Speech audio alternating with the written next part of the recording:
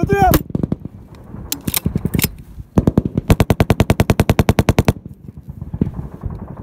Keep hitting that on. Alright guys, well today I'm going to give you a video of the top 5 things that you need to know before joining the Marine Corps. And I've got to start off with, you're going to be hiking a lot. Alright, that was my biggest problem in the Marine Corps. I didn't think so because I could do 33 pull-ups. I by far the most pull-ups in my entire platoon. And I just succeeded in every way, upper body wise. But when it came to my legs, I thought that, okay, so I was a bander before the Marine Corps, right? I played the trumpet, I did marching band. I thought that was enough because there was a lot of cardio. It was not. You have to build up the strength in your legs, all right?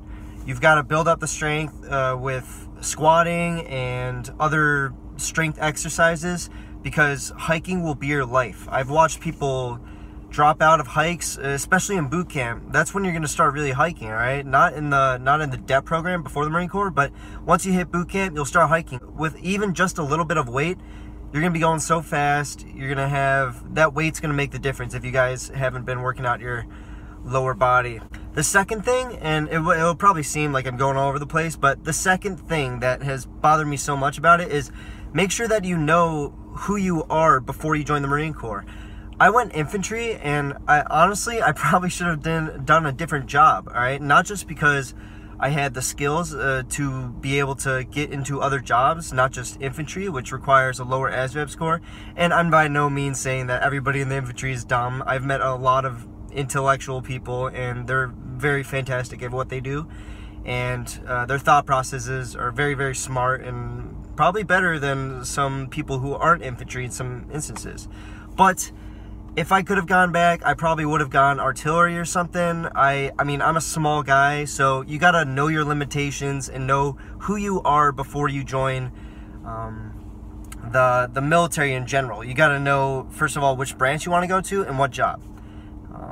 I would definitely recommend doing the Marine Corps, but I would make sure that you do the right job, and that's really what it comes down to.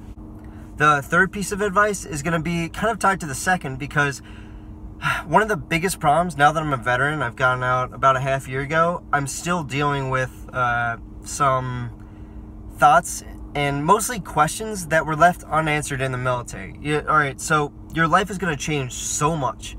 You're going to come back into the civilian sector after your 4 years or after you get discharged, and you're gonna be left with those questions until you die. The biggest thing is that you realize that your friends, like a big part of conversations with your friends, a lot of it's gonna be the negative aspects of life, and they aren't gonna want to go and hear your side of the story because it just sounds like you're an ego person. But it's like you want to go and tell them, oh, you know, like I know you're getting very little sleep because you're at college or something, but I've dealt with that sort of thing. I know how hard it can be, but they're gonna want to listen because, I mean, I don't know.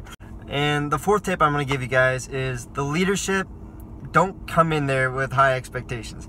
These guys are just like you. They enlisted, a lot of them, and they went through boot camp just like you, and they might be 2 years ahead of you, but a lot of them haven't seen combat, but they're going to act like they know everything, all right? They're going to have 2 years on top of you, and they're going to be, they're going to have the biggest egos. They're going to have just the what's that, the Napoleon, you know, like the short, like they're gonna try and make up for things, it seems like, and that's gonna become very, very hard for some people. I've watched people break down in front of them. Like, I mean, there's so many things that happen in the military, in the Marine Corps especially, and so you're gonna have to make sure that you want to join the Marine Corps and know that there's gonna be bad people in there, that people who really don't have any more experiences than you, but they're gonna act like they are in charge, and they're gonna make your life hell at sometimes. I'm talking like keep you up till 2 a.m. trying to go and clean the mirror to like their exact precise, like just like no smudges at all. They're gonna do dumb stuff like that,